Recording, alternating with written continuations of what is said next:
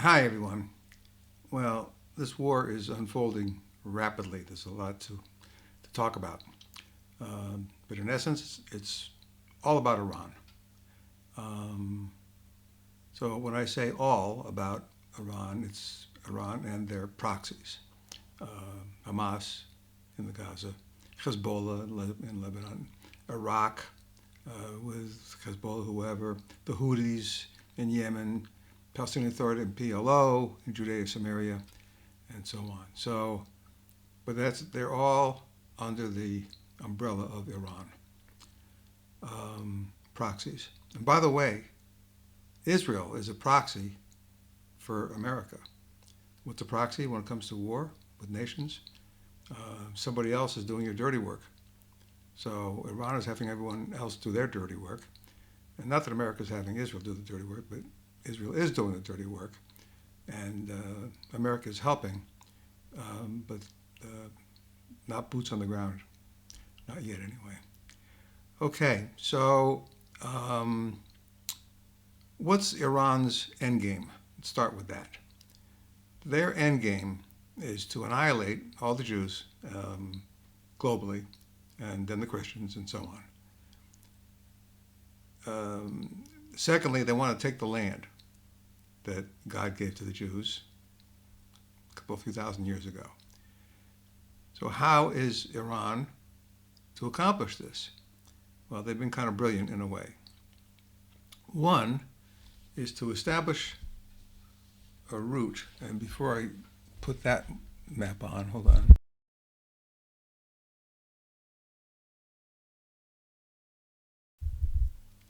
So, this is a map we've all seen before, um, just to get the essence of it. So, Israel has four nations that are contiguous, we share contiguous borders: Egypt, Jordan, Syria, Lebanon, and here's Israel. That's where I live. All right, now, so Iran wants to wipe us out. How are they going to do that? Well, how do they intend to do that?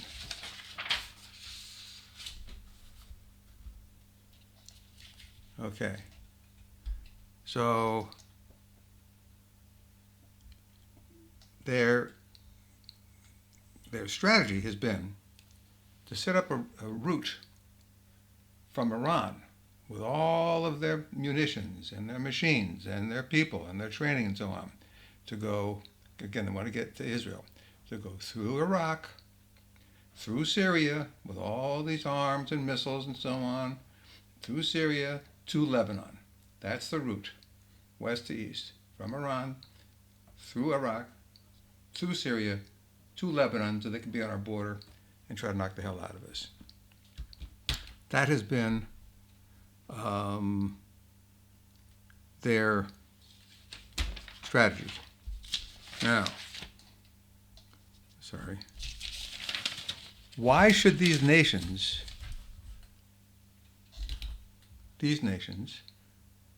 Iraq, Syria, and Lebanon, and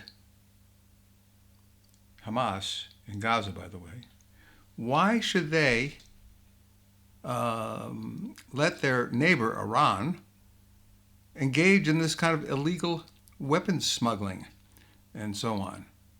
Well, why? For one thing, they all hate the Jews, so they have that in common. But also, they've succumbed to Iran because they're weak, all of them. Um, Iraq is still reeling from, to a degree, the U.S. war under the Bushes. Syria has been in civil war for like 11 or 12 years. It's been a mess. Lebanon has been in a civil war for like 12 years or so. All these countries are totally messed up, weak, because they're at war with themselves. So what did Iran do? They took advantage of them.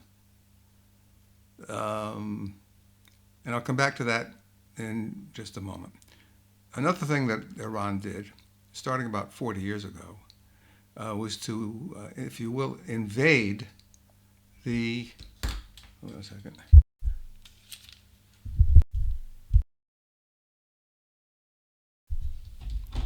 Invade the Sorry, guys. The U.S. elite universities. I've referenced this in the past, but what they did, they took their oil money starting about 40 years ago, whenever it was that the Shah of Iran was overtaken by the Islamists, Khomeini. So they would arrange to send tens of millions of dollars to Harvard and to Columbia and to Penn and so on, these elite colleges, each getting 40, 50 million bucks each, like a year. But there was a quid pro quo. There was a requirement. Iran said, okay, we're going to give you all this money, but we need to have some say-so over the administrators, who we choose to put in administrators, and also the professors, and also, by the way, the curriculum. We have to have a lot of say in what they did. They did all that. They put their own people in.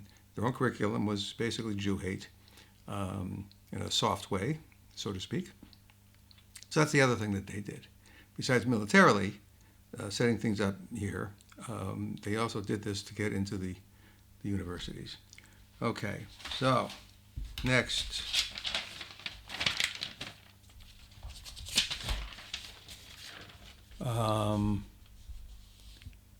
So Iran successfully took over these nations.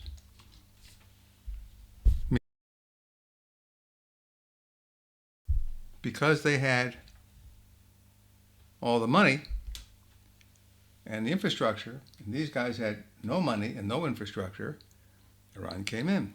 They used their political parties, Hezbollah, to become part of the Lebanese government.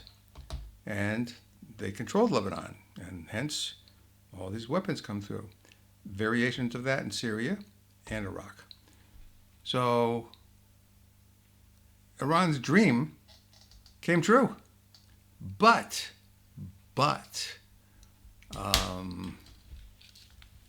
it didn't, because the Israelis really screwed him up. I'm glad to say.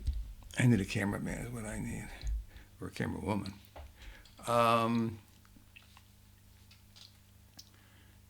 What's happened with their plan is it didn't come to fruition. It was for a while, but starting 2 to 4 months ago, Israel's done amazing stuff. Completely shut down Iran, plus 5 of the 7 proxies during the past 2 to 4 months. For instance, Hamas in Gaza. Israel killed their leader, Yahya Sinwar. He's gone. He was the mastermind behind October 7th, planning it, making it happen, and executing it. And then there's the hostages. That's an awful situation. But their leader is gone, and there's no one running the ship at Hamas. Plus, we've knocked the stuffings out of their people, their infrastructure, and so on.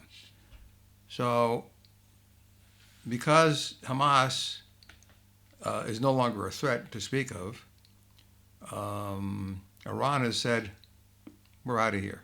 We can't count on you to do any harm to Israel because they just whooped your asses.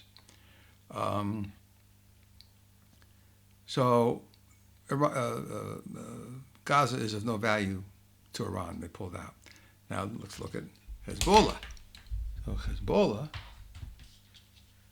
so that was Gaza, Hamas. Now Hezbollah here in Lebanon. Israel has completely shut down. Hold on a second. Shut down Hezbollah in Lebanon. We killed Nasrallah. And by the way, Israel did some brilliant military strategies in so many of these things. Hezbollah's top man, big time, was Nasrallah. Long story short, the previous president of Iran was killed in a helicopter accident. It was an accident a number of months ago. They found someone to replace him.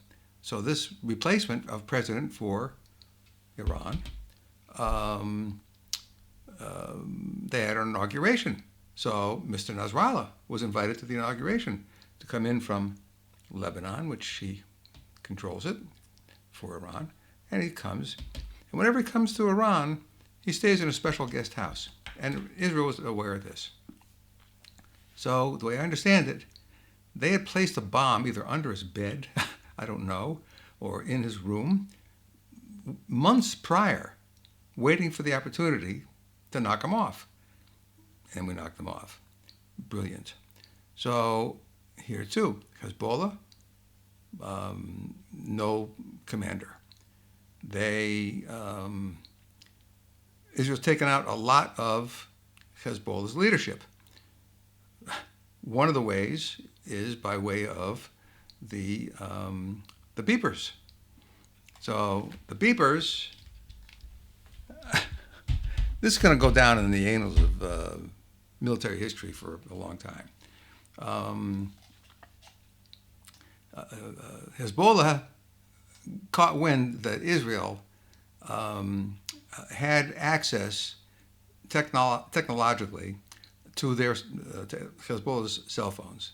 So leadership at Hezbollah told all the people at Hezbollah who had cell phones, turn them off, put them away, only use your beepers. It's almost like a comedy. Only use your beepers. So, okay, they did that. And the beepers only went to men, because that's Hezbollah. Where does a man wear a beeper? He wears it on his belt or in his pocket. Boom. And there's like 3,000 or so of them had this thing go off. Like 17 were killed, but the rest of them were seriously injured. They ain't going to have no babies anymore. Not those guys. So with Hezbollah, we took out their top leader, Nasrallah, took out a lot of their leaders at the next one or two levels with the beepers and the walkie-talkies. And the Israeli Air Force destroyed 80 to 90% of their anti-aircraft and missiles and missile launchers, all in Lebanon. So they, like Hamas,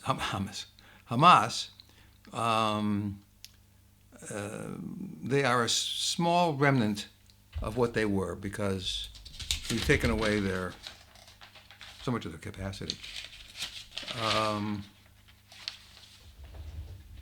Lost a page, hold on.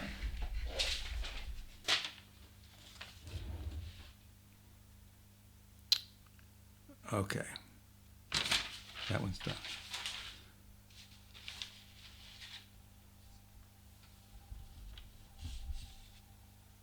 Hold on, bear with me, I'm sorry, there's a lot to talk about here. All right, that's Hezbollah, number 4. Okay, so we knocked the stuffings out of Hamas, Hezbollah, and then Iran. Israel took out like 80 to 90% of all of their anti-aircraft capabilities. Anti-aircraft meaning not missiles. Well, I guess they are. But if an enemy plane, Israeli, is flying anywhere over Iran, these things are supposed to recognize it. They shoot and knock the plane out of the sky. Modern technology. I don't know how they did it, but Israel,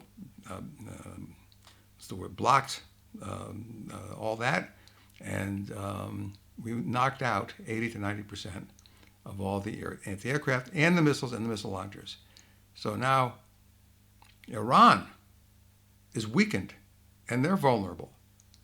The only thing that Iran has of any consequence is they're days away from being able to make a nuclear bomb. And from what I'm reading, they're working it real hard because they don't have any other military strength. And if they get that nuclear capacity, they're going to use it. They're going to use it against Israel, there's no doubt, and then Europe and the U.S., etc. Okay, then there is Syria. So, oh, Syria's talking to me.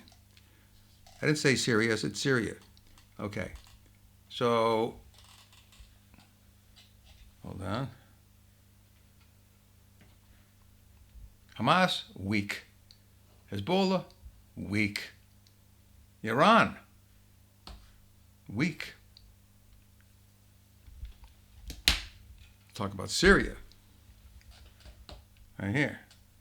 Syria, between here, here, here, here, and so on. Okay, so Syria, this is amazing stuff. Amazing. They've imploded, basically. They've had a civil war for like 11 years. They're a mess. Bashar Assad was a tyrant, their president. He was hell-bent on staying in power and being the ruler of Syria, which his family, I think he's the grandson of the original Assad. And what enabled this Assad to maintain power was he had two, what do you want to call them, sugar daddies. Iran was supporting Syria big time, as was Russia supporting Syria big time. Russia just a few days ago hightailed it out of Syria because the government collapsed. Their contact, everything Russia was doing was for Assad. Assad moved to Russia, as a matter of fact. That government is gone. So Russia's not going to take care of Syria. And then the other sugar daddy for Syria was Iran. And just as, and by the way, and Russia has been distracted because of the Ukraine war. So that's another reason why they're not going to fool around with Syria. So then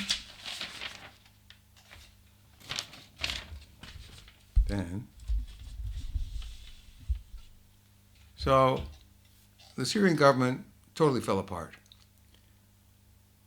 Now, let's look at, oh, and by the way, here's a clip. IDF air campaign wrecks Syrian military capabilities. Some 90% of enemy surface-to-air missiles destroyed, according to Israeli estimates. I'm about to run a little bit, bear with me. One of the things that Israel did, as it is trying to get to Iran, is every time they sent the sorties, the air fighters, first thing they did before they got to Iran is they knocked out in Syria all of their anti-aircraft capabilities. And then, same day, in Iraq, they knocked out like 80-90% of all their anti-aircraft capabilities. And then they went into Iran and knocked out 80 to 90% of their anti-aircraft capabilities, which means that this is like Israel opened a road, toll-free, nobody guarding it, to go between here and Iran and all these countries, and no consequences because they can't fire back because they don't have the technology to shoot our jets down. Every jet, and we've sent hundreds and hundreds of sorties into these countries. Every one of the Israeli jets has come back, safe and sound. Every one. Amazing. Now, also with Syria, something else. So, not everybody will agree with me, but Israel did a brilliant move here. So Syria fell apart. The rebels overtook the Syrian government, Assad, just, 4 days ago? So here's a closer look at Syria. Here's Israel, and then Syria, okay? After one of the previous wars, this was like a DMZ, demilitarized zone. Well, Israel went into these areas because this is high ground. This is the Golan Heights, also Mount Hermon, which was on the Syrian side. We've taken that, and now we're on the other side of Mount Hermon. We can see Damascus from there. It's amazing. We couldn't before. And we've taken a lot of this here. So also what Israel's done, and I think they're still doing it, is they've knocked the hell out of all the weapons storage areas on the Syrian side that was inventoried by Iran over here, Iran, Iraq, Syria. We've been knocking them out like crazy. Why? Because these rebels that took over Syria, they're a bunch of rebels. I humbly present these wintry bars. Morning to the evening. Wait a minute. Siri, leave me alone. Okay. Okay, thank you. Where was I? She interrupted me.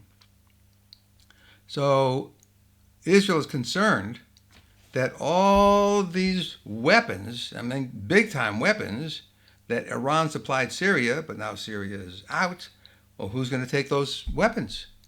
And I start to say, so the rebels that took over the country is not just one group.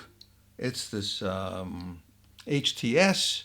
The guy's name is Julani. And then there's another one with the Kurds, the good guy Kurds. There's another group with the bad guy Kurds. And then Turkey's involved with this. They're up here. Everybody wants to get their hands and their arms around the new Syria because the old Syria is gone. So I think what Israel has done to get rid of these weapons all over the place was brilliant. Brilliant. Here I am again. Okay. What's next? So, and Turkey has something to do with all this also. All right. Almost at the end, folks. Uh-oh. Wait a minute. I need to stop. Go to the next screen.